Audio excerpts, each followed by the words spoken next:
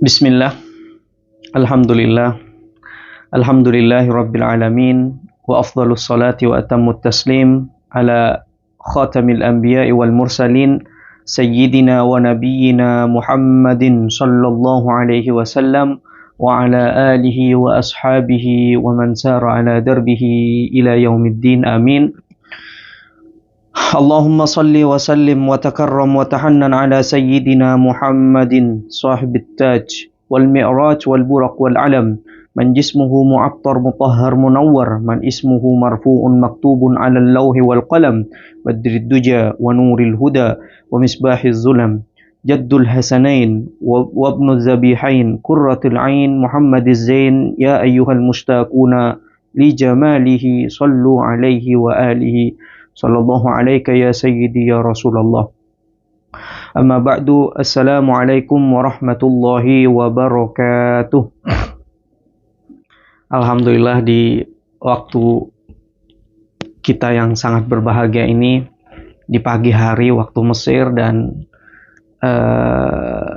sore hari waktu Indonesia, kita masih bisa kembali membaca atau mengkaji, menelaah tentang Rasulullah Sallallahu Alaihi Wasallam di bulan kelahirannya, yaitu bulan Rabiul Awal. Kajian kitab Syama'il Muhammadiyah ini mudah-mudahan menjadi refleksi atau bentuk rasa cinta kita, ingin tahu kita kepada Rasulullah Sallallahu Alaihi Wasallam. Baik jamaah yang dirahmati oleh Allah Subhanahu Wa Taala, kita lanjut pembacaan kitab Syama'il Muhammadiyah ini, sudah sampai pada bab 38.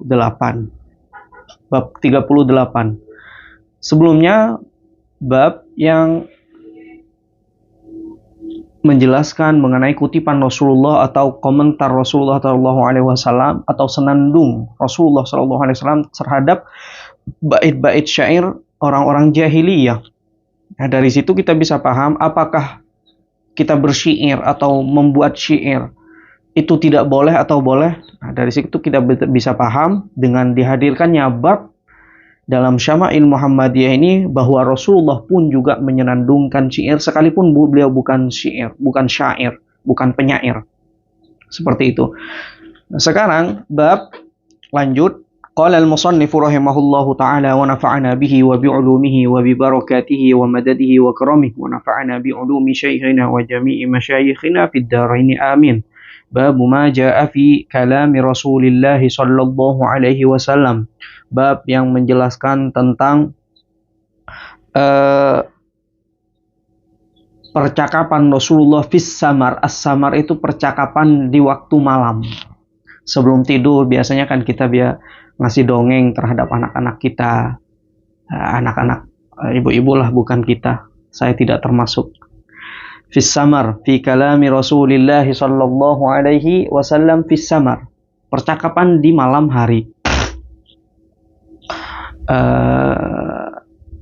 Ini merupakan pekerjaan-pekerjaan mubah atau yang boleh dikerjakan oleh Rasulullah sallallahu alaihi wasallam. Mubah boleh dikerjakan. Yang mubah gimana?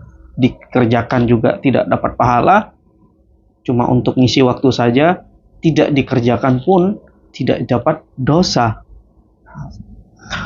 Hadis yang ke-282. Haddatsana Al-Hasan bin Shabbah Al-Bazzar. Haddatsana Abu An-Nadri. Haddatsana Abu Aqil As-Saqafi. Abdullah bin Aqil an Mujalidin an Asy-Sya'bi an Masrukin an Aisyah qalat. Dikisahkan daripada Sayyidah Aisyah radhiyallahu taala anha, beliau bercerita, haddasa Rasulullah sallallahu alaihi wasallam. Rasulullah bercerita, zata lailatin, pada suatu malam, nisa'ahu hadisan, bercerita terhadap istri-istri beliau. Jadi beliau itu bercerita terhadap istri-istri beliau. Faqalat imra'atun minhunna. Nah, suatu ketika ternyata ada salah satu daripada istri beliau nyeletuk komentar gitu. Ka'annal hadisa hadisu khurafah. Setelah Rasulullah cerita dan dikomentari cerita yang diceritakan oleh Rasulullah, dikomentari oleh salah satu daripada istri beliau, seraya mengatakan ka'annal hadisa, seakan-akan cerita itu hadisu khurafah, hadis tentang khurafah. Khurafat beda dengan arti khurafat di sini berbeda tentunya dengan khurafat yang kita kenali di Indonesia. Ini hadisu khurafah, kisah atau dongeng atau cerita tentang khurafah. Siapa khurafah itu? Kalau di Indonesia cuma diambil khurafahnya saja, maka menjadi cerita-cerita khayal, cerita-cerita yang tidak ada hakikatnya. Itu khurafat kalau di Indonesia kan. Atau mengada-mada, itu khurafat. Kemudian Rasulullah SAW setelah ditanya seperti itu, ka'annal hadisa hadisu khurafah ya Rasulullah, kok kayaknya cerita ini ceritanya khurafah? Atadruna mal khurafatu? Apakah kalian tahu? Rasulullah bertanya kepada istri-istrinya, apakah kalian tahu siapa khurafah itu? Lalu kemudian beliau menjelaskan, inna khurafata, sesungguhnya khurafah, kana rajulan min Uzrata. Dia seorang laki-laki yang dari kabilah Uzrah. Dia seorang laki-laki nisbahnya terhadap kabilah Uzrah. Asarathul jinnu, diceritakan oleh Rasulullah SAW tentang khurafah itu siapa? Asarathul jinnu, dicuri. Si khurafah ini dulu pernah dicuri oleh jin fil jahiliyati, di masa jahiliyah. Dia dicuri oleh jin dulu di masa jahiliyah. Fama kasafihim, lalu dia tinggal dalam tempo waktu dahron yang cukup lama. Summa radduhu ilal insi, kemudian dia dikembalikan ke alam manusia lagi. Dia, si khurafah ini, dibawa oleh sekelompok jin atau satu jin, dibawa ke alamnya di masa jahiliyah. Diceritakan oleh Rasulullah seperti itu. Fama kasafihi dahron, dia tinggal dalam tempo yang cukup lama di alam jin. Summa radduhu ilal ins, kemudian dikembalikan lagi ke alam manusia. Fakana yuhaddisun nasa bima ra'a fihim minal a'ajibi. Kemudian setelah dikembalikan khurafah ke alam manusia, dia cerita tuh apa yang terjadi di perjalanannya atau apa yang terjadi selama dia diculik oleh jin. Minal a'ajibi, dari keanehan-keanehan yang ia jumpai, keanehan-keanehan yang ia temui. Faqala an-nasu hadisu khurafah. Cerita inilah yang diceritakan oleh khurafah sesuai dengan pengalaman yang dia alami ketika diculik jin, disebut dengan hadisu khurafah, dongengnya khurafah. Di Arab dulu di masa jahiliyah. Nah, di Indonesia khurafah ini sudah menjadi dongeng-dongeng yang khayal atau cerita-cerita palsu. Nah, kalau dulu enggak, memang betul terjadi seperti itu. Kalau dulu khurafah ini nisbah kepada seseorang, khurafat. Sekarang di Indonesia diambil khurafatnya saja, cerita khurafat, enggak ada asalnya, enggak ada betulnya. Nah, seperti itu. Kalau ini enggak, dia ceritanya khurafah. Diberi namalah hadisu khurafah, ceritanya khurafah tentang dia diculik jin. Oke, sekarang pindah lanjut hadisu Ummu Zar'in. Hadisu, kisah tentang Ummu Zar'. Ini kisah yang diceritakan oleh Rasulullah SAW kepada istri-istrinya baik sebelum tidur. Biasanya kan kalau di Indonesia kalau kita mau nidurin ibu-ibu, biasanya kalau mau nidurin anaknya dia cerita dongeng, dongeng malin kundang, atau dongeng tentang Danau Toba, atau dongeng tentang apalah yang membuat si anak ini begitu menikmati hingga dia tidur. Demikian juga di masa Rasulullah SAW ada hadisu Ummu Zar'in, diceritakan. Siapa yang cerita? Ini sekarang Sayyidah Aisyah. Tadi yang cerita Rasulullah SAW kepada siapa? Kepada istri-istrinya. Sekarang gantian. Ini sekarang yang mau cerita siapa? Sayyidah Aisyah. Cerita tentang siapa? Hadisu Ummi Zar'in. Cerita atau dongeng tentang Ummu Zar'in. Namanya Ummu Zar'.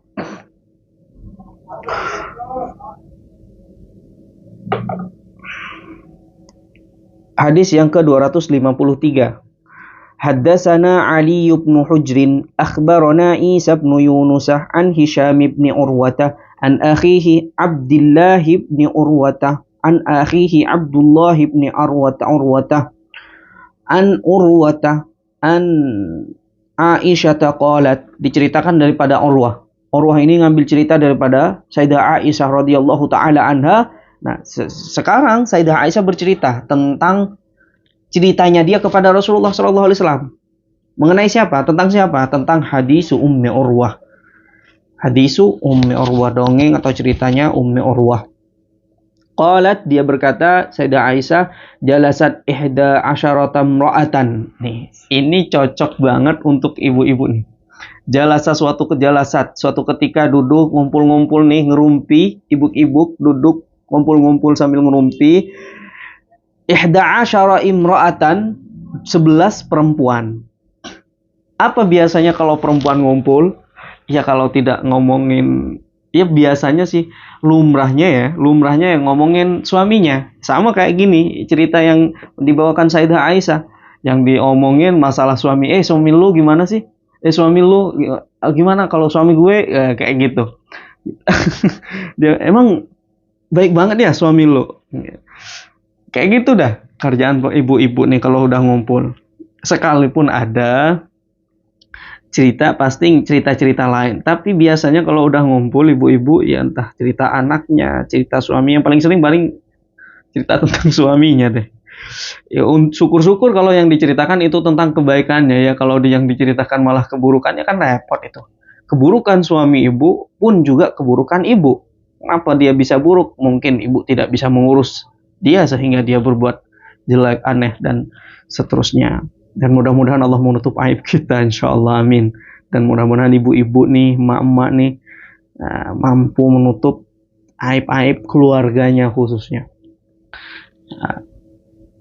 dan aib-aib orang lain. Selagi kita bisa kita mampu menutup aib orang lain, Allah akan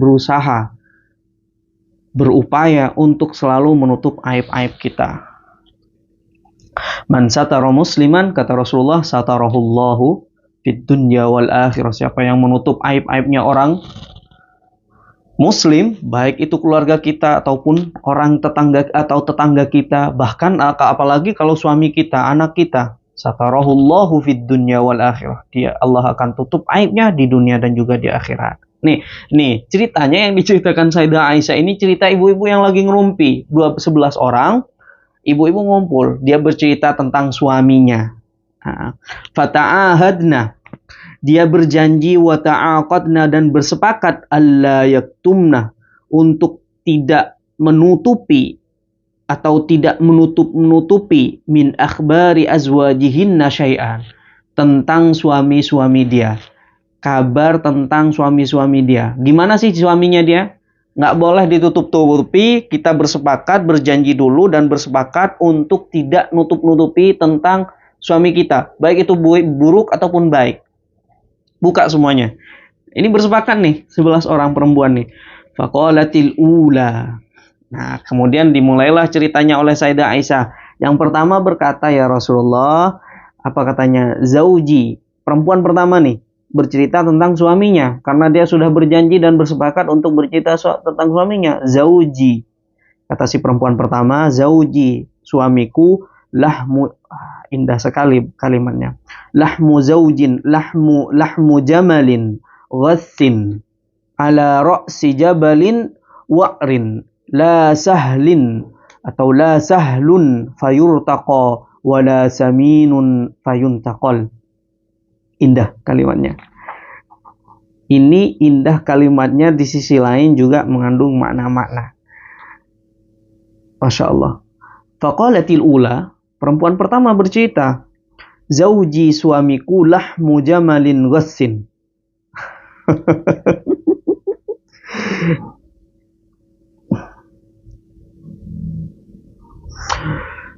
Bagaikan suamiku itu bagaikan daging onta, lah mujamalin sin yang keras, yang udah kering gitu. Gini loh, kalau kita kumpulkan ada daging onta, di tengah-tengah ada daging onta, ada daging kambing, ada daging kerbau. Kita lihat mana nih yang paling enak dimakan, mana yang paling bagus. Pasti yang paling keras, pasti kita memilih atau melihat atau menunjuk daging onta lah yang paling keras. Maka dia mengumpamakan kalau daging-daging itu dikumpulkan ternyata di situ ada daging onta juga, maka suami saya bagaikan daging onta yang keras itu di pinggiran daging-daging yang lain, katanya. Artinya apa? Keras suaminya, nggak pelak sama dia, nggak baik sama dia. Ala ra'si jabalin wa'rin, bagaikan daging onta yang berada di jabalin wa'rin, di atas gunung yang sulit dihampiri atau dinaiki gitu. Udahlah daging onta yang keras, daging onta keras dibanding daging-daging yang lain, dibanding suami-suami ibu-ibu yang lain, dia laki-laki saya ini dia tabiatnya keras gitu. Udah gitu sulit untuk dipahami, maksudnya gitu. Tapi dia pakai bahasa tasbih atau kinayah. Ala ra'si jabalin wa'rin, sulit dipahami. Bagaikan daging onta yang keras berada di atas gunung yang sulit untuk dinaiki gitu. Begitu juga suami saya, katanya. Ala ra'si jabalin wa'rin, sulit, udah itu jalannya menuju gunung itu berduri-duri lagi. Nah, pelik, sulit banget gitu. La sahlun fayurtaqa, tidak mudah untuk dinaiki. Wala saminin fayuntaqal, dan juga tidak empuk ataupun besar dagingnya, fayuntaqal, maka bisa dipindah. Ayat fayuntaqal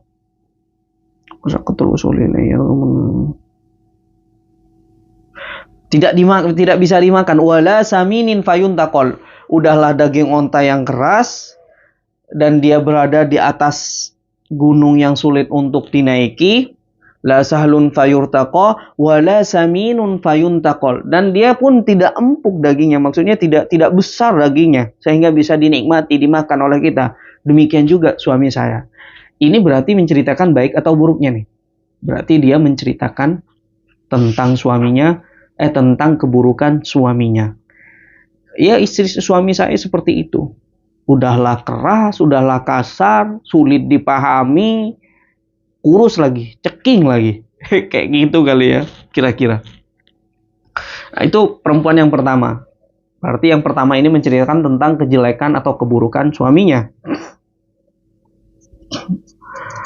Qalatis saniyah, disusul dengan perempuan yang kedua, dia bercerita. Qalatis saniyatu zauji, perempuan yang kedua kemudian menceritakan tentang suaminya. Zauji, istriku, suamiku, la usiru khabaruhu, saya tidak mampu memberikan kabar tentang suamiku. Aku nggak mau nih, aku nggak bisa nih cerita tentang suami saya. Nanti kalau cerita keceplosan nyampe kemana-mana dah, nggak ada selesainya dah kalau saya sampai cerita suami saya. Ngalur ngidul gitu. Inni akhafu, sesungguhnya saya takut, alla azarahu, saya takut nanti kalau sudah mulai menceritakan tentang suami saya, nggak ada habisnya, nggak bakalan bisa berhenti, pengen ceritain terus, entah cerita tentang keburukannya nggak selesai-selesai atau cerita tentang kebaikannya. In azkur ujarahu wa bujarah. Masya Allah, indah kalimatnya. Di sisi lain, kita khususnya yang bisa baca kitab kuning, tidak hanya menikmati tentang kisahnya saja, tapi bisa juga menikmati tentang keindahan saja daripada kalimat-kalimatnya. Ini indah banget. Zauji la usiru khabarah, inni akhafu an la azarah, in azkur ujarahu wa bujarah. Nah, indah. saja. Saya takut nanti kalau bercerita nggak bisa selesai nih cerita tentang suami saya. In azkurhu, ketika saya sudah bercerita tentang suami saya, azkur ujarahu wa bujarah. Saya akan libas semua. Saya akan ceritakan semua tentang aibnya, baik lahir ataupun batin, baik yang tampak ataupun yang tidak tampak. Oh, bisa aja, bisa nggak bakalan selesai seharian nih, sehari semalam nggak bakalan bisa selesai. Nih ibu-ibu nih, kalau kayak gitu. Kalau nyebutin aibnya orang, oh dari ujung dari Merauke sampai dari Sabang sampai Merauke, nggak bakalan selesai, nggak ada ujungnya. Tapi kalau ceritain kebaikan orang, oh iya dia baik, gitu aja sih komentarnya. Seperti itu. Mudah-mudahan. Tapi ini ibu-ibu yang di sana ya, ibu-ibu yang di sana, bukan ibu-ibu yang lagi nonton, lagi yang biasa ngaji. Kalau sudah ngaji kan nggak mungkin nyeritain orang aib orang lain kayak gitu. Ini masa jahiliyah, ibu-ibu atau emak-emak di masa jahiliyah yang diceritain oleh Sayyidah Aisyah. Kalau orang Islam, orang Muslim nggak mungkin lah ceritakan atau ngumbar aib orang lain gitu. Ini takut saya nanti kalau cerita tentang suami saya bakalan saya libas nih. Baik ataupun buruknya, aib buruk atau baiknya nanti saya akan ceritakan semuanya. Bahkan keburukan-keburukan yang lahir, yang tampak ataupun yang tidak tampak pun saya akan sebutkan nanti kalau saya sudah cerita. Ya udahlah, saya memilih untuk tidak cerita dah, katanya.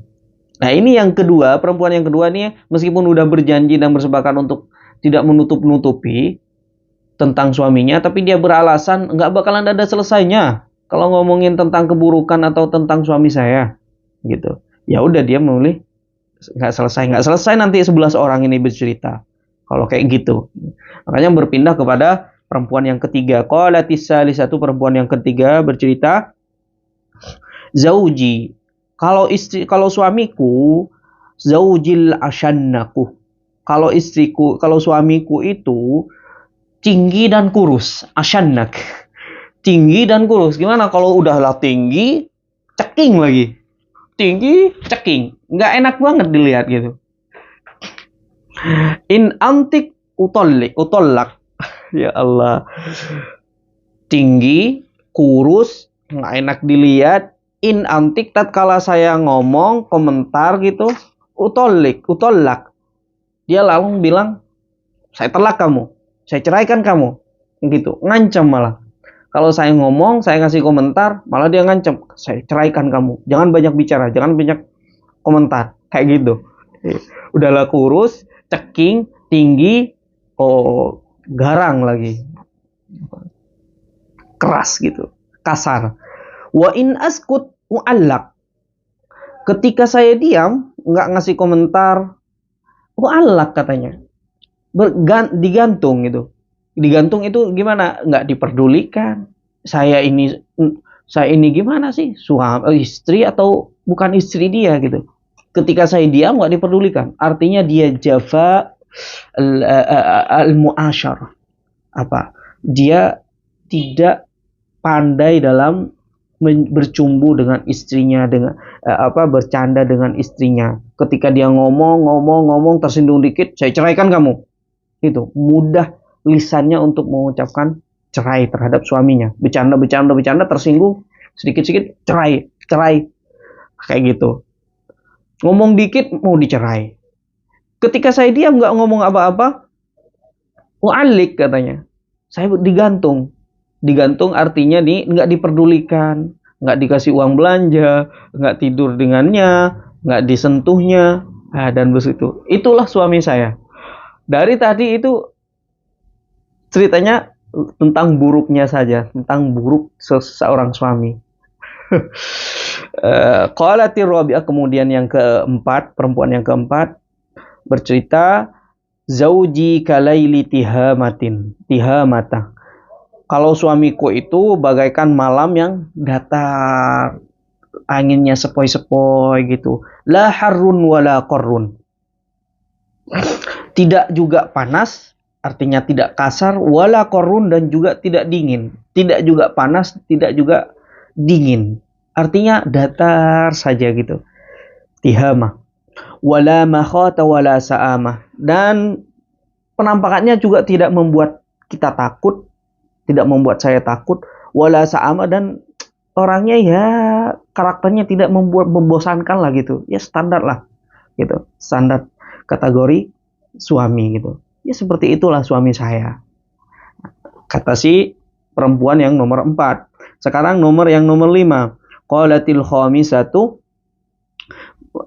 zauji yang nomor 5, ibu atau perempuan yang nomor 5 bercerita, zauji inda khala fahidah.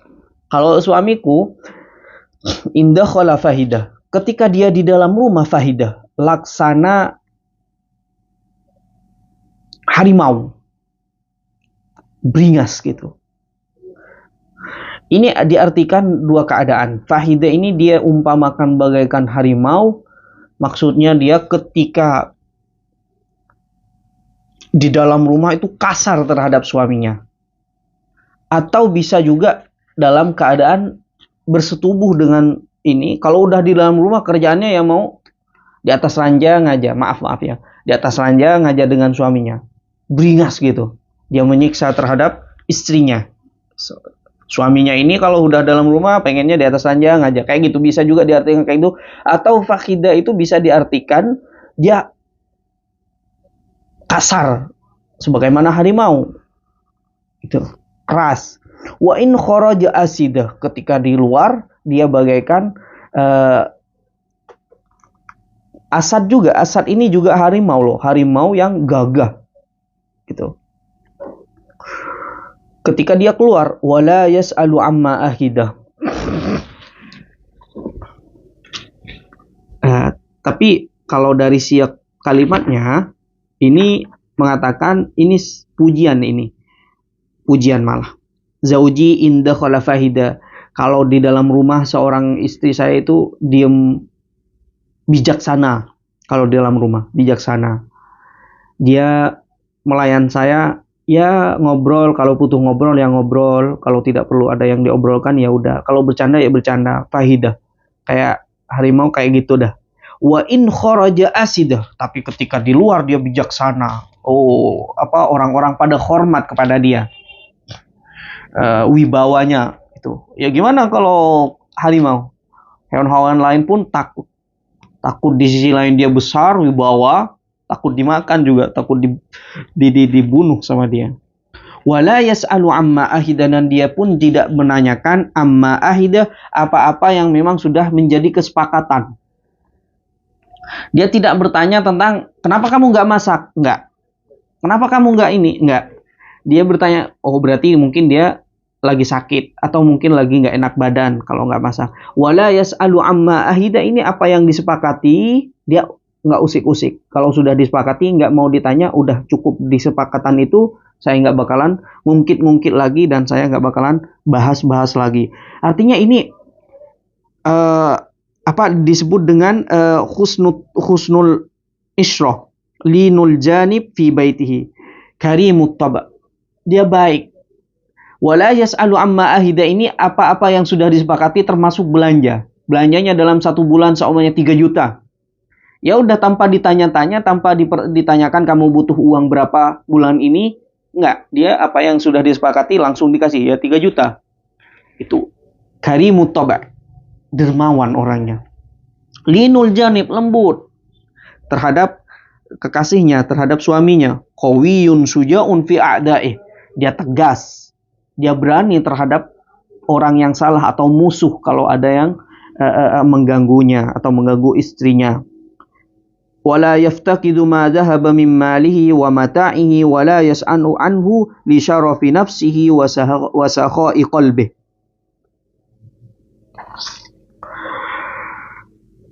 Dan dia nggak suka ngungkit-ngungkit. Ini kok cepat habis sih? Ini kok nggak ada? Kemarin masih ada gitu, nggak diungkit-ungkit sama dia. Di kulkas kemarin masih ada buah anggur, buah ini. Sekarang kok udah nggak ada? Kamu kan kemungkinan dimakan anaknya, makan istrinya. Dia nggak bertanya seperti itu. Udahlah, kalau udah nggak ada berarti dimakan. Kayak gitu tuh. Baik banget berarti suaminya. Kemudian yang perempuan yang ke-6. Yang ke-6 ini bercerita, zauji in akala laffa. Suamiku kalau dia makan, dia lahap. semuanya sampai habis, nggak bersisa dah. Dia makan sendiri kalau ada di meja makan, ada makan, dia lahap semuanya sampai istrinya, anaknya dia nggak diberikan sisa, gitu, nggak disisain. Wa in syarabastaffah. Demikian juga kalau dia minum langsung glek glek glek glek glek sampai habis, nggak disisain juga suami dan istrinya, rakus gitu. Wa in ittaja'at taffah. Apa ini? Wa in ittaja'at taffah. Wa in ittaja'a, ketika tidur satu ranjang dengan suami dengan istrinya, dia tidur selimut sendiri, nggak memperdulikan istrinya, nggak disentuh, nggak dipeluk, tidur aja sendiri. Kalau udah makan, udah minum, kenyang, tidur. Kerjanya kayak gitu. Udah gitu, selimutnya berselimut sendiri, nggak satu selimut dengan istrinya, entah mau dipeluk istrinya atau pokoknya dia nggak peduli dah. Bodoh amat dengan istri saya, gitu. Wala yulijul kaffa liya'lamal bassa. Apa ini? Wala yulijul kaffa liya'lamal bassa. Dan dia tidak bertanya apa yang kamu sakit apa hari ini, dia nggak peduli sama sekali. Nggak sensitif gitu suaminya ini. Dia wala yulijul kaffa liya'lamal bassa. Apa yang terjadi pada istrimu? Apa engkau penat hari ini? Apa engkau capek? Apa saja yang kamu kerjakan nggak? Sambil lalu dipeluk, ditanyakan dari belakang, atau ya seperti itulah. Wallahu alam, saya nggak tahu soalnya. Wala yulijul kaffa liya'lamal bassa. Nggak nanya, nggak sensitif banget suaminya. Kerjaannya ya kalau udah makan, nggak nanya apakah ada duitnya, uang belanjaannya ada, beras ada nggak, roti ada nggak kayak gitu. Pokoknya dia makan aja, minum aja, setelah itu tidur sendiri, nggak peduli kan. Kalau butuh aja sama istrinya dia, ngemis-ngemis kali ya. Itu kata si perempuan yang nomor 6. Nah sekarang yang nomor 7, perempuan yang nomor 7. Apa katanya? Zauji ayaya. Gini ya resikonya ibu-ibu ini kalau sudah cerita suaminya, nggak ada baiknya kayaknya, Itulah kenapa perempuan itu selalunya menuntut. Selalunya menuntut sehingga tuntutannya itu berlebihan dan kadang karena berlebihan membuat sang suami terjerumus pada sesuatu yang haram. Seharusnya tidak korupsi, malah korupsi. Kenapa? Karena tuntutan dari seorang istrinya. Itu bisa kayak gitu juga loh, Bu. Tapi kalau seistrinya itu qanaah, terima apa adanya, insya Allah itu akan menjadi pendorong dia untuk masuk surga. Itulah kenapa perempuan banyak juga di neraka. Kayak gitu. Karena dia mungkin yang dorong-dorong suaminya untuk sampai jatuh pada keharaman, korupsi, mencuri, dan seterusnya. Mudah-mudahan ibu-ibu dijaga oleh Allah Subhanahu wa Ta'ala dan menjadi istri yang sabar. Ini kata si perempuan yang nomor 8, zauji ayaya. Zauji ayaya'u. Kalau suami saya, ayaya'u itu super kasar. Kalau saya super kasar, sedikit pukul, sedikit gerak dikit pukul. Istilahnya sumbu pendek ya, senggol dikit bacok gitu. Ayaya. Di sisi lain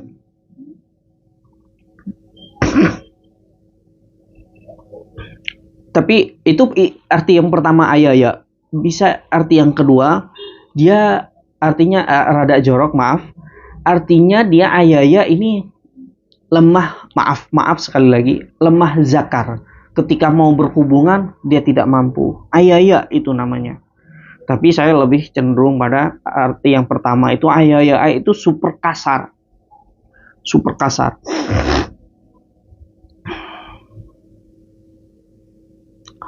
Udah super kasar, nggak bertanggung jawab. Makanya suka mukul sedikit-sedikit pukul suaminya, pukul istrinya, salah sedikit pukul istrinya.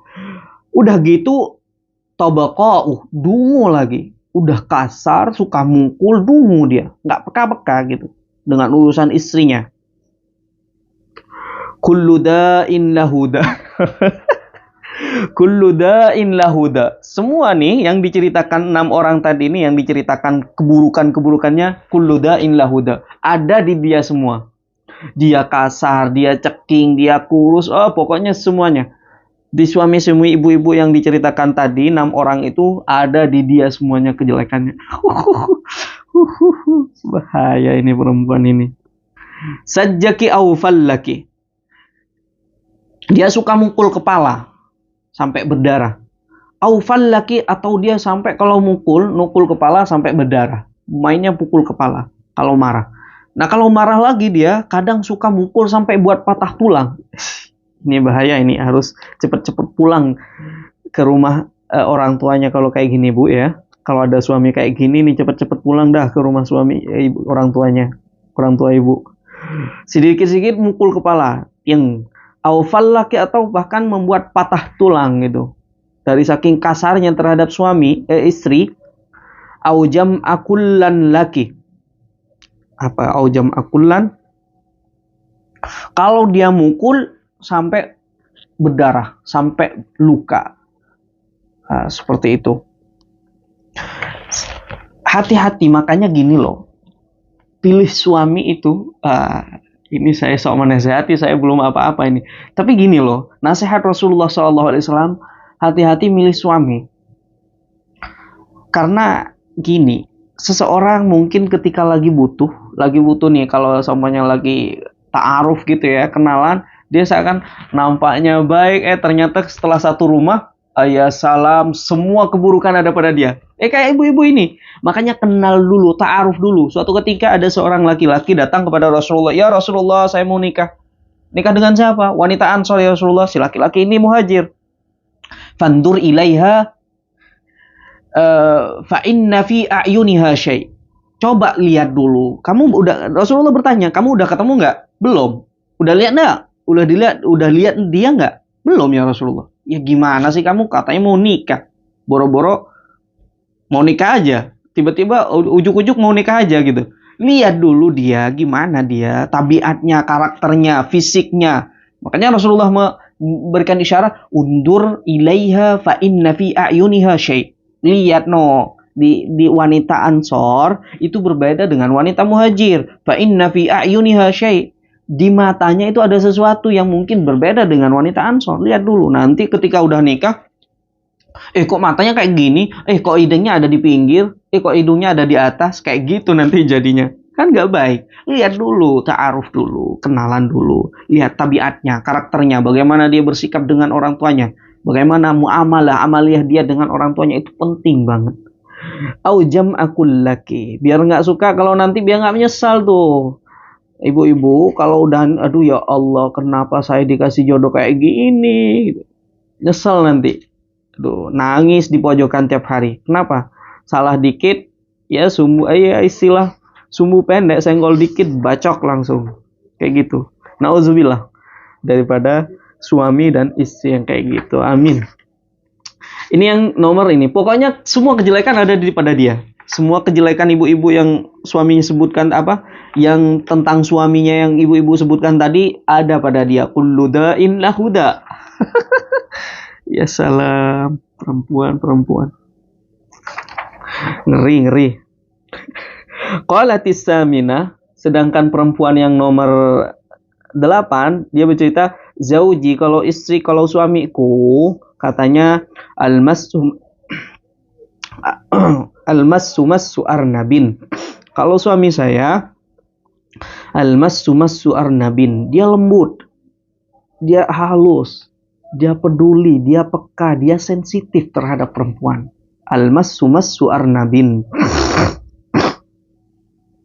Warrihu zarnabin. Indah kali bahasanya. Warrihu zarnabin katanya. Dan bau badannya, bau pakaiannya itu harum, dia bersih orangnya. Udahlah peduli terhadap perempuan, peka, perhatian, sensitif terhadap perempuan. Udah gitu plusnya lagi dia bersih orangnya, baik badannya ataupun pakaiannya. Bajunya nggak pernah disuruh cuci ke istrinya, dicuci sendiri. Nggak suruh lipat ke istrinya, nggak suruh setrika ke istrinya, dia setrika sendiri, dia lipat sendiri. Kayak gitu. Wah, ini saya banget nih kayaknya ini. Almas sumas suar nabin warri huri huzar nabin. Kayak gitu ya. Kata si komentar. Ini berarti komentarnya bagus. Yang diceritakan tentang suaminya ini bagus berarti. Oh, ini karakternya, tabiatnya si suaminya dia bagus. Atau mungkin dia nggak mau buka aib tentang suaminya. Qalatis tasi'ah. Nah, yang perempuan yang nomor 9 cerita, zauji, kalau suamiku rafi'ul imadi. Dia rafi'ul imadi, artinya rafi'ul imadi ini dermawan. Dia laksana tiang yang tinggi, atapnya juga tinggi, sehingga di bawahnya itu bisa dimuat banyak orang. Ini kinayah atau tashbih. Ini disebut dengan tashbih baligh. Menggambarkan seorang suami itu bagaikan tiang yang mampu menaungi orang banyak. Tiang yang menyongsong, tiang tinggi yang menyongsong atau yang mengangkat atap tinggi yang di bawahnya bisa ditempati orang banyak, menaungi orang banyak. Dia mudah bersedekah pada tamu, dia dermawan lah gitu. Tawilun nijadi. Tawilun nijadi, ini tawilun nijadi. Tawilun nidaji, tawilun nidaji.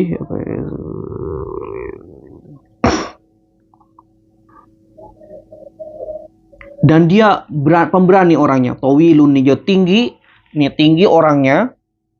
Kalau ini kan tiang nih tinggi. Kalau diletak pedang di sana, pedangnya itu meskipun panjang nggak nyangkut ke lantai bawah. Artinya gagah dan baik, dermawan orangnya dan dihormati. Azimur ramadi.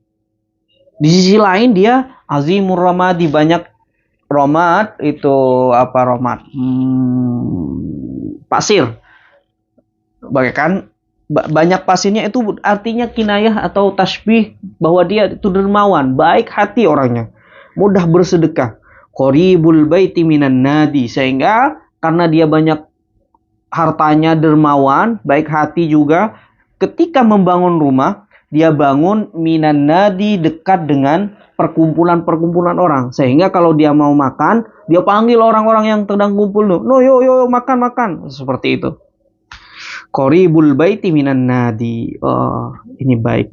Dan sisi lain, dia kenapa mengatakan qaribul baiti minan nadi? Karena rumah orang Arab saat itu kan tanakul, berpindah dari tempat ke tempat yang lain. Karena itu cuma bentuk kemah rumahnya dulu. Di mana ada air mereka akan pindah. Seperti itu. Nah, makanya dia kalau ada perkumpulan, di situ ada perkumpulan, kemahnya dibangun di situ, lalu dipanggil orang-orang kalau mau makan, sarapan ke rumah saya semuanya. Nah, dia dermawan. Itulah suami saya, kata si ibu yang nomor 9. Dia bangga dengan suaminya yang seperti itu. Sedangkan yang nomor 10, ibu yang nomor 10 atau perempuan yang nomor 10 mengatakan, zauji malikun.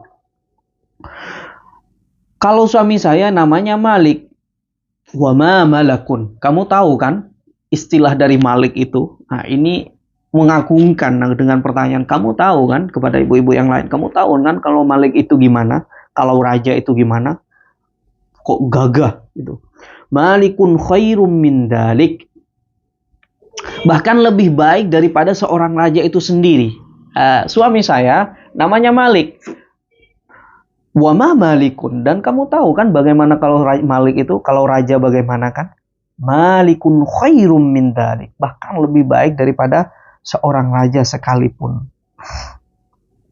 Atau bisa juga malikun khairum min dalik, atau bisa juga diartikan istri saya, suami saya ini khairum min dalik, lebih baik daripada suami yang disebutkan ibu-ibu tadi. Kalau ibu suaminya tadi gini, dermawan, gagah, ganteng lah apa, itu melebihi daripada itu semuanya. Itu suami saya. Kata ibu yang nomor ke-10. Lahu ibilun kasiratul mubarik. Dia punya tunggangan, punya onta, kasirat, banyak al-mubarak, yang diletakkan di satu tempat, mubarik. Qalilatul masarih. dia jarang digembala. Kenapa? Karena takut kalau sering digembala, orang datang ke rumahnya, ada tamu datang ke rumahnya, ternyata nggak ada yang mau dihidangkan, baik susu ataupun mau disembelih. Kalau seandainya ontanya ada di rumah, hewan ternaknya itu ada di rumah tetap, jadi bisa dia kalau ada tamu, dia bisa peraskan, bisa perah susunya, atau bisa disembelih untuk dihidangkan ke tamu tersebut. Itu istri saya, suami saya katanya. Idza sami'na sautal mizhari ayqana annahunna hawalik.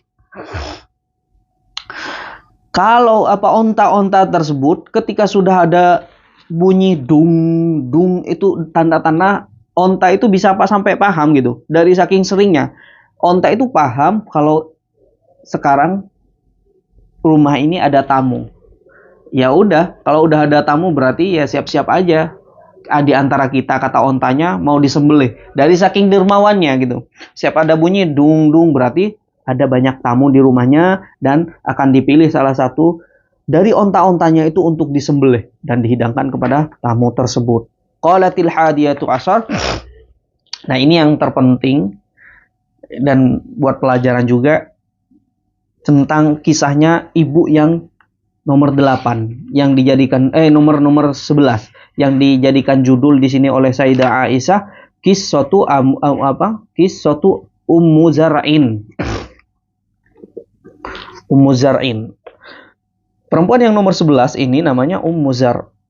Dijadikan kisah dongeng oleh Sayyidah Aisyah, dijadikan judul dongeng oleh Sayyidah Aisyah ini. Zauji, kalau istriku, kata Ummu Zar. Muzar ini yang wanita yang nomor 11 yang terakhir. Kalau suamiku Abu Zar'in, namanya Abu Zar', berarti istrinya Ummu Zar'. Wama Abu Zar'in. Oh, dia menggunakan sikap ta'ajjub juga. Wama Abu Zar'in, dan kalian tahu siapa Abu Zar'in itu? Dia adalah anasa min huliyin udunayya. Pertama nih, kalau Abu Zar, anasa min huliyin udunayya.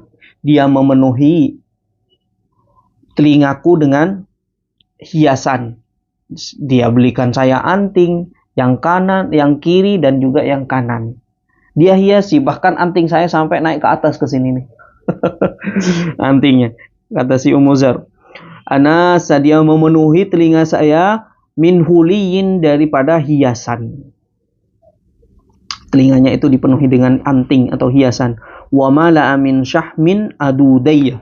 Dan dia dermawan pada saya. Dia baik pada saya sehingga saya tidak dibiarkan kurus, peduli. Nah, nih kalau orang Arab di sini ya Bu ya, di Arab, di Mesir khususnya di sini, kalau udah nikah ternyata dia nggak gemuk-gemuk, berarti dianggap rumah tangganya itu kurang harmoni. Kenapa kok sampai sekarang kurus-kurus nggak gemuk-gemuk? Katanya wanita di sini hampir mayoritas semuanya berisi, kecuali memang keturunannya ceking gitu. Krempeng. Anasa min berbeda dengan orang-orang kita yang di Indonesia, di Malaysia umpamanya. Anasa min huliyin udunayya, dia menghiasi telinga saya dengan hiasan, membelikan saya anting. Wa mala'a min syahmin adudayya, membuat saya berisi. Adudayya, saya berotot nih. Kenapa? Karena sering dikasih makan, sering dibelanjakan, sering diajak ke mall gitu.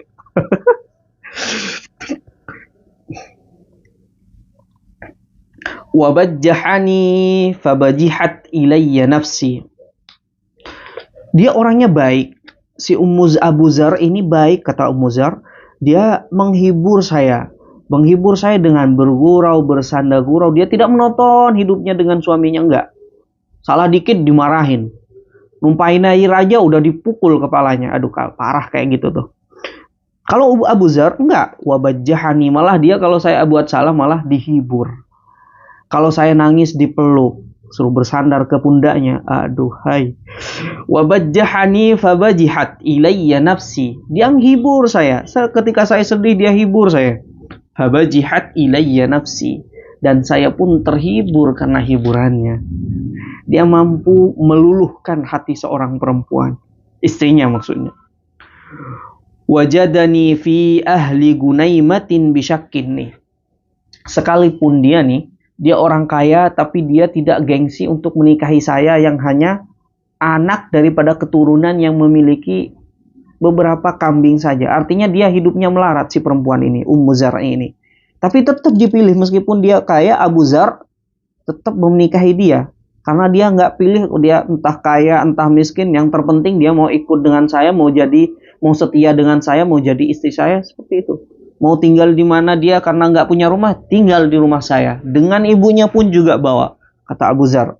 Wajadani fi ahli gunaimatin bisyakin. Dia mengambil saya, dia memungut saya dari keluarga yang kurang mampu, lalu dijadikan istrinya. Faja'alani fi ahli sahilin wa atitin wa da'isin wa munakkin. Allah, indah banget kalimatnya.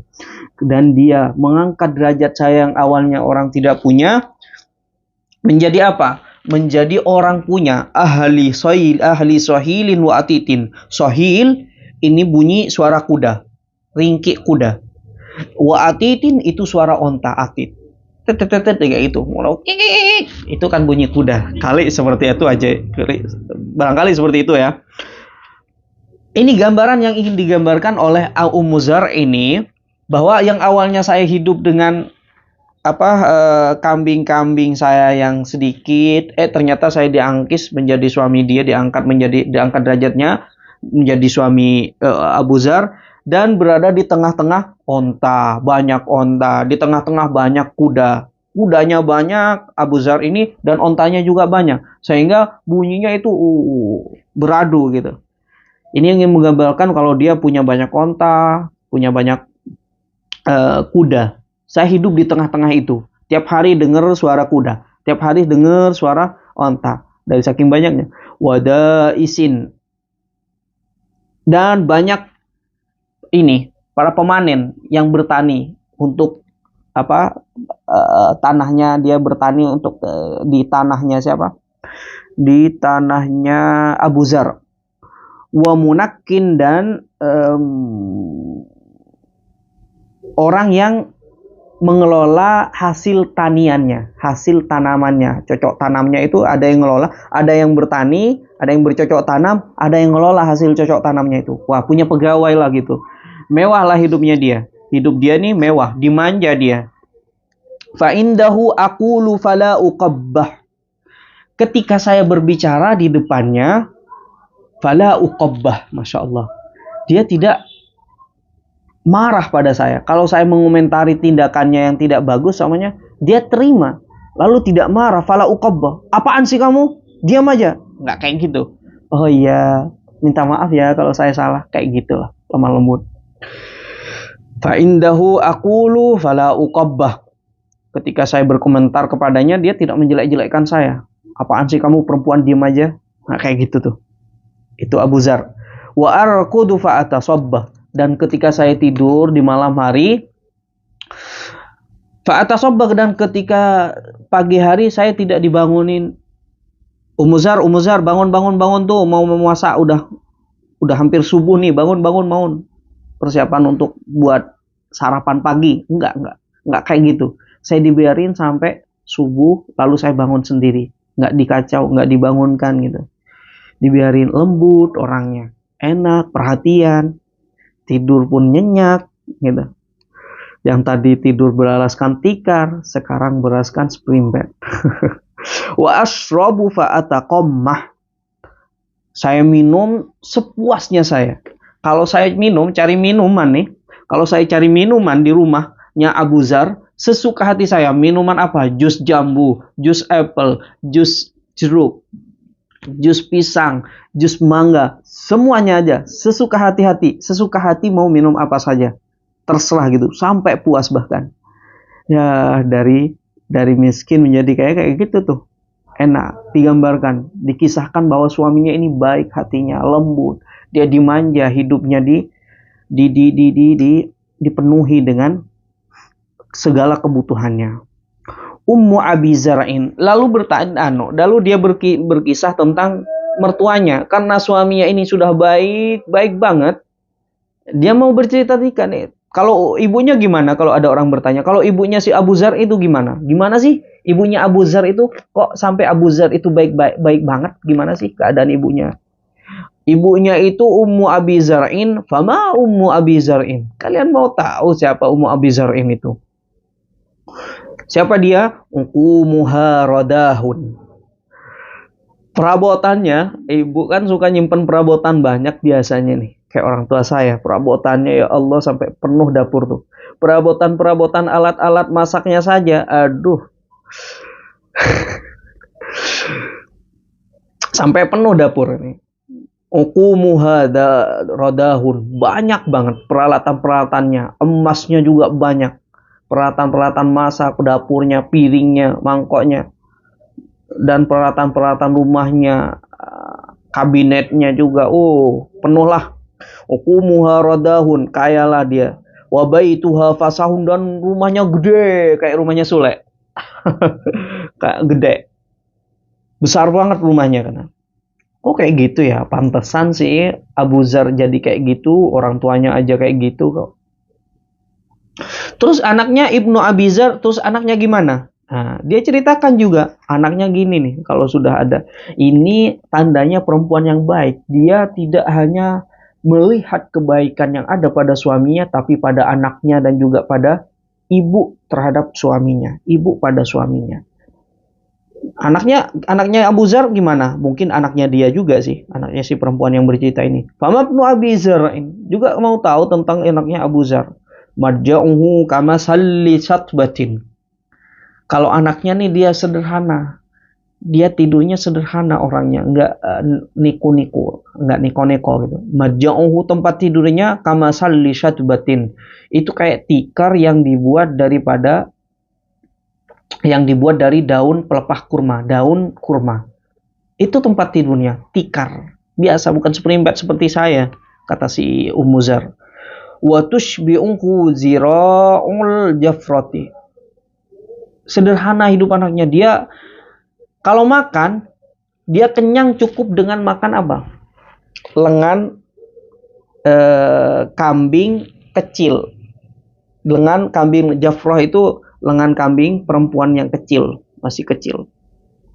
Dia makan itu aja udah kenyang, nggak usah pergi ke McD atau ke KFC atau ke Bazooka, ya, atau sampai pergi ke mall lah gitu, sampai ngabisin duit 500.000 sekali makan. Aduh, nggak kayak gitu. Dia cukup makan lengan daging dari lengan kambing yang masih kecil aja udah alhamdulillah, syukurnya kayak gitu. Itu anaknya sih Abu Dzar. Bintu Abi Dzar, kalau anak ini tadi anak laki-lakinya, sekarang ini anak perempuannya. Kalau anak perempuannya gimana? Fama bintu Abi Dzar. Apalagi anak perempuannya si Abi Dzar. Tau'u abiha wa tau'u ummiha. Nih. Patuh terhadap ayahnya. Wa tau'u ummiha, dan patuh juga terhadap ibunya. Dia sebutkan tau'u abiha dan tau'u, bukan tau'u ummiha. Tidak mengatakan, susunan kalimatnya ini tidak disebut tau'u abiha wa ummiha pakai waw ataf langsung, tapi disebutkan lagi tikrarul lafz. Diulang lafadznya, artinya dia memberikan porsi taatnya itu loh, patuhnya itu kepada orang tua sesuai porsinya seorang anak pada orang tua untuk patuh kepada ayah. Dan ini kalau kita pahami dari kalimatnya, dan porsi seorang anak untuk patuh kepada ibu itu seperti apa? Tentunya lebih kuat atau lebih besar atau lebih banyak lagi untuk patuh terhadap orang tua perempuan, gitu. Berbeda. Makanya di sini pakai tau'u abiha wa tau'u ummiha. Tidak diungkapkan dengan tau'u abiha wa tau'u abiha wa ummiha langsung, enggak pakai waw ataf langsung, enggak. Dia ulang kalimatnya. Nah, berarti sesuai porsinya nih. Saya berbakti kepada orang bapak saya seperti ini porsinya, saya berbakti kepada ibu saya harus lebih banyak lagi porsinya. Karena dia orang tua saya, yang melahirkan saya, mendidik saya, merawat saya, mengelap kotoran-kotoran saya, dan seterusnya. Seperti itu. Makanya, ini anak kalau sudah terdidik dengan baik, dia berbakti ta'atul usul. Dampak bakti seorang ibu, bakti seorang ayah juga terhadap Allah atau terhadap ibunya, nenek moyangnya, tu'assiru lil furu, akan memberikan dampak juga terhadap bakti anaknya pada dia. Kata Syekh Saleh Darat nih, wa maksiatul usul tu'assiru lil furu, dan keserakahannya, kedurhakaannya dia terhadap orang tua dia atau terhadap Allah, berbuat maksiatnya dia kepada Allah juga berpengaruh terhadap anak-anak dia. Makanya hati-hati ibu-ibu, khususnya nih yang ibu-ibu nih. Ibu bermaksiat, ibu berbuat dosa, itu ada pengaruhnya terhadap anak. Dampaknya mental pun, baik secara mental atau secara fisik. Seperti itu. Wa mil'u kisaiha. Bentar lagi, 5 menit lagi. Wa mil'u kisaiha. Dan kalau anak perempuannya itu juga dia sudahlah berbakti dan patuh pada orang tuanya, wa mil'u kisaiha, dan dia badannya itu berisi, nggak gemuk dan juga tidak kurus. Dia berisilah badannya gitu. Cantik lah, enak dipandang gitu. Wa ghaidu jaratiha, sehingga dari saking cantiknya dia, badannya bagus, nggak gemuk juga nggak kurus, dilihat enak, membuat mata kita sayu-sayu. Wa ghaidu jaratiha, sehingga orang yang bersama dia tuh bikin iri. Ngiri kalau udah duduk dengan dia, pasti cantik banget orang ini, kayak gitu. Orang yang duduk bersama dia, tetangga-tetangganya, aduh kok cantik banget sih perempuan nih, kok bagus banget badannya, kayak gitu dah. Digambarkannya oleh Sayyidah Aisyah, dari saking cantiknya dan bagusnya badannya. Jariyatun, nah ditanya lagi, jariyatu Abi Zar, dia ceritakan si perempuan Ummu Zar ini cerita masih tentang Abu Zar. Dan dia juga punya pembantu perempuan. Pembantu perempuannya itu gimana? Fama jariyatu Abi Zar la tabussu hadisana tabsisa. Dia nggak suka ceritain cerita, suka menyebarkan tentang apa-apa yang terjadi dalam rumah majikannya.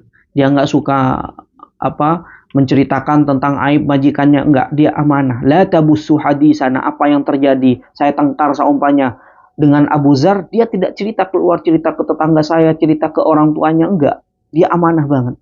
Wala tungkisu miratana tangkisa, dan dia kalau balik ke rumahnya, seumpanya mbak ini atau pembantu perempuannya ini, kalau balik ke rumahnya dia nggak suka bawa makanan tanpa pamit gitu. Nggak bawa makanan tanpa pamit, dia kalau mau bawa makanan pamit dulu. Amanah banget gitu.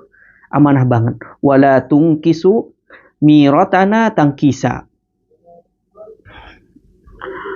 Wala tamla'u baitana ta'shisa. Dan dia rapih banget. Pembantu saya itu, pembantunya Ummu Abu Zar itu rapih banget, bersih, nazif.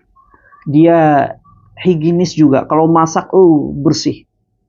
Masak enak lagi. Wala tamla'u baitana, dan dia tidak, kalau ada kotor sedikit langsung dipungut, kalau ada sampah sedikit langsung dipungut. Pokoknya bersih dah. Gitu. Tidak membuat sampai ini ya, kalau pembantu nggak bersih itu sampai buat dinding kita bersarang kayak sarang burung gitu. Tapi dia nggak, dia bersih orangnya, udahlah amanah, udahlah suka menutup aib, enak gitu punya pembantu kayak gitu. Qalat, kemudian dia berkata, si perempuan yang nomor 9 tadi, kharaja Abu Zar, ketika keluar Abu Zar, wal autabu tumkhadu falaqiya imra'atan ma'aha waladani laha kal fahdaini. Ketika Abu Zar itu keluar dari rumahnya, wal autabu tumkhadu, saat dia keluar dari rumahnya, wal autabu tumkhadu, saat panen susu. Masa itu saat panen susu, pemerasan susu dari onta gitu. Falaqiya imra'atan ma'aha, dan tatkala itu bertemu atau berjumpa dengan seorang perempuan. Ma'aha waladani, si perempuan tadi punya 2 anak yang berjumpa dengan Abu Zar itu, Abu Zar'in. Mempunyai 2 anak, laha kal fahdaini. Anaknya ini lucu. kalem-kalem gitu. Dia suka bercanda, suka bermain-main gitu dengan ibunya, dua anak ini. Bagaikan anak macan kecil. Macan yang anak apa? Harimau yang kecil itu. Dia lompat-lompat kan gitu. Dia lompat-lompat main gitu. Kayak anak anjing juga lucu banget sih kalau masih kecil. Tapi sayang dia najis. Kayak anak kucing juga kalau masih kecil lucu banget. Yal'abani min tahti hasriha birummataini. Yal'abani, dia bermain-main, kedua anaknya yang perempuan yang berjumpa dengan si Abu Zar ini, dia bermain-main, lompat-lompat, main lempar-lempar batu juga, min tahti hasriha birummanataini. Dia lempar-lempar biji delima itu. Biji delima nih yang masih kecil di bawah nih. Gini kan soalnya perempuan berdiri seperti ini atau laki-laki berdiri seperti ini. Ini anaknya nih yang satu di sebelah sini, yang satu di sebelah sini. Dia saling lempar ini. Lempar biji kurma. Astagfirullah, biji delima. Lucu lah, dilihatnya lucu mungkin. Ini kok lucu, ibunya juga kalem, dilihatnya sama Abu Zar. Ini ada suaminya nggak nih? Ternyata ditanya, nggak punya suami dia. Fatallaqani wa nakahaha. Kata si wanita yang nomor 7, nomor 9 nih, kata si Ummi Zar, istri pertamanya si Abu Zar, ketika berjumpa si perempuan ini, karena dilihat mungkin dia subur, udah punya anak 2 juga, dengan saya masih belum punya anak, barangkali seperti itu, dan dia cantik juga, dan nggak punya suami lagi. Tiba-tiba si Abu Zar langsung ceraikan saya. Tiba-tiba saja langsung ceraikan saya, kata si Ummu Zar. Lalu menikahi si perempuan yang berjumpa di luar tadi dengan 2 anaknya, dinikahi oleh dia. Fanakahtu ba'dahu rajulan sariya. Setelah saya dicerai, lepas iddah 3 kali suci udah, ternyata ada yang ngelamar saya. Yang ngelamar saya itu bukan laki-laki biasa juga. Ternyata dia orang kaya, mulia, agung, dipandang di kaumnya. Itu Rocky Basarian, dia punya onta yang mewah, bagus-bagus, cakep-cakep lah gitu. Wa akhadha khotiyan,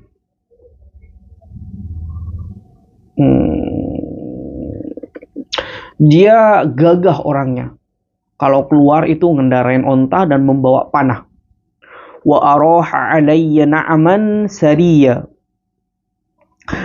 Dia juga sama kayak Abu Zar, memuliakan saya dengan memberi kebutuhan-kebutuhan saya, memenuhi kebutuhan-kebutuhan saya. Saya butuh ini, dia penuhi. Saya butuh ini, karena dia orang kaya juga, sama kayak Abu Zar. Ini suami yang kedua, setelah diceraikan oleh Ummi Zar. Wa a'tani min kulli raihatin zauja. Setiap dia datang dari luar, pergi ke Persia seumpamanya, pergi ke Romawi, pergi kemana, ke Irak. Setelah kembali ke rumah, dia pasti bawa hadiah kepada saya. Hadiah itu tidak cukup 1. Kalau dia bawa kambing perempuan, dia bawakan kambing kalau dia bawa kambing jantan, dia bawakan kambing betina. Kalau dia bawa anting sebelah, bawakan juga anting sebelahnya lagi. Kalau dia kasih kalung dengan permainannya. Seperti itu. Pokoknya zaujan. Dengan pasangan-pasangannya. Dikasih bunga, dikasih juga jam pasir. Seperti itulah barangkali ya. Pokoknya dengan pasangan-pasangannya. Dikasih benda dengan pasangannya. Waqala, kemudian si laki-laki tadi, kuli umma zar'in wa miri ahlaki. Dia dermawan juga. Dia nyuruh makan pada saya, jaga makananmu ya. Dan jangan cuma pedulikan dirimu saja. Wa miri ahlaki. Dan kirim juga makanan-makanan yang ada di rumah nih terhadap keluargamu. Artinya si suami kedua nih juga baik. Kayak Abu Zar juga. Jangan cuma ngenyangin perut sendiri aja gitu. Ingat juga ibumu dan juga anak-anakmu yang ada di luar sana. Gitu. Diingatkan. Falau jama'tu kulla syai'in a'tanihi. Kalau seandainya si perempuan yang nomor 9 atau mantan istrinya si Abu Zar, berkata seperti yang sebagai penutup cerita, falau jama'tu, kalau seandainya, kata si perempuan nomor 9 ini, nomor 11 ini, kalau seandainya saya kumpulkan semua kulla syai'in a'tanihi, yang diberikan semua sesuatu, semua benda yang diberikan kepada saya, si istri kedua, si suami kedua ini, semuanya saya kumpulkan pemberiannya, ma balagha asghara aniyati abi zar'in, tidak tidak akan mencapai pemberian Abu Zar paling kecil, sekecil apapun. Masya Allah, ini apa? Masih tertanam cinta. Pemberiannya meski cuma bolpen pemberiannya Abu Zar, bagi dia sangat berharga, mengalahkan rumah bahkan yang diberikan oleh suami keduanya. Apa? Dalamnya cinta.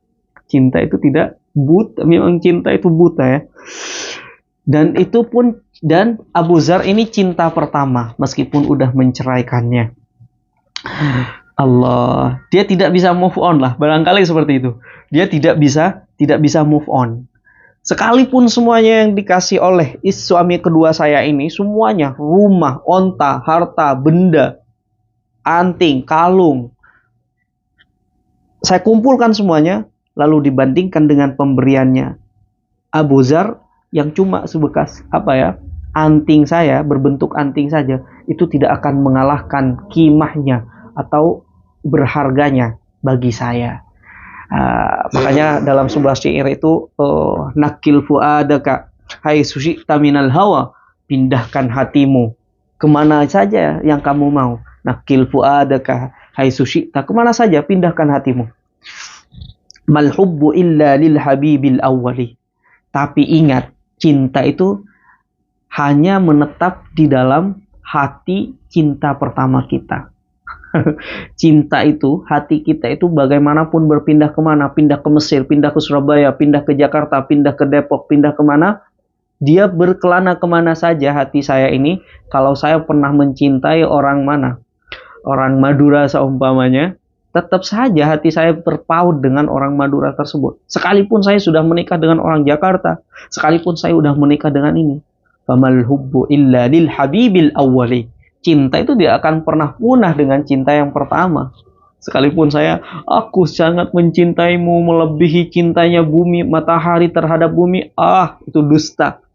Kali seperti itu ya, barangkali seperti itu. Nakil fuadaka haitsu syi'ta minal hawa. Pindahkanlah hatimu itu kemana kamu mau bawa hatimu itu, cintai siapa saja. Wamal hubbu illa lil habibil awwali, karena cinta itu pada hakikatnya hanya untuk cinta pertama saja. Hati ini hanya untuk orang yang kita cintai pertama kali. Wallahu taala alam bisawab. Seperti itu. Ini akhir ceritanya.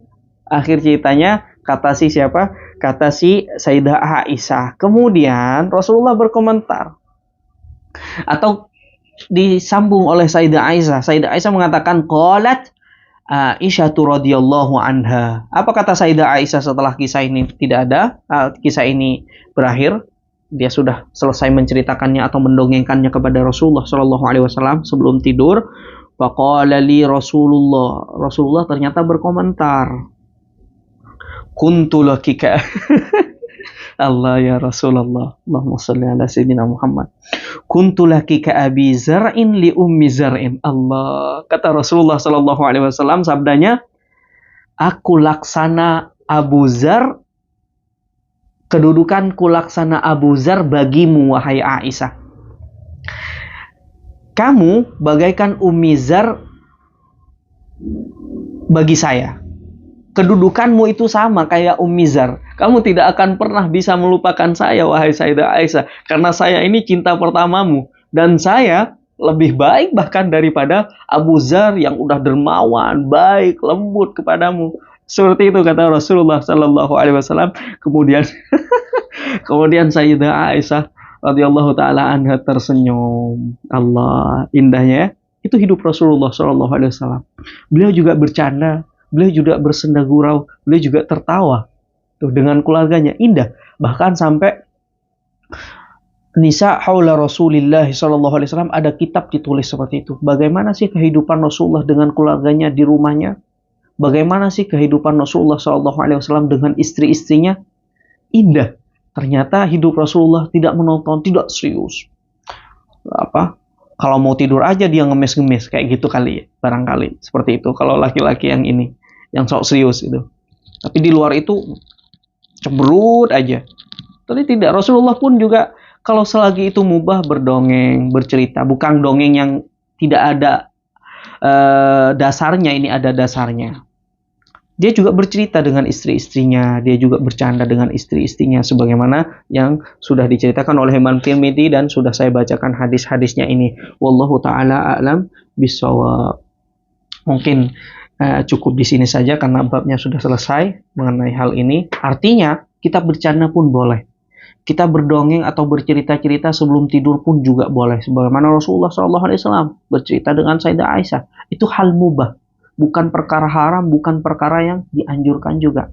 Kalau mau cerita, ya sudah cerita. Ngobrol gitu. Karena perempuan biasanya butuh ngobrol. Ngobrolnya kadang sampai seharian bahkan. Aduh, nggak selesai-selesai.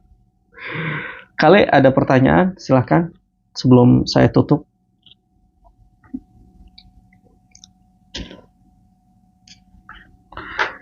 Dan mudah-mudahan kita untuk ibu-ibu dan mudah-mudahan ibu-ibu menjadi suami yang soleha, yang taat terhadap suaminya selagi itu tidak memerintahkan terhadap kemaksiatan kepada Allah. La ta'ata li maksiatil khaliq, tidak ada ketaatan bagi seseorang yang mendorong kita untuk melakukan maksiat kepada Tuhan kita. Wallahu taala alam bisawab. Mungkin tidak ada pertanyaan, saya cukupkan di sini. Kullu amin wa antum bi khair. Kita tutup dengan pembacaan kafaratul majlis. Subhanakallahumma wa bihamdika asyhadu an la ilaha illa anta astaghfiruka wa atubu ilaik. Assalamualaikum warahmatullahi wabarakatuh.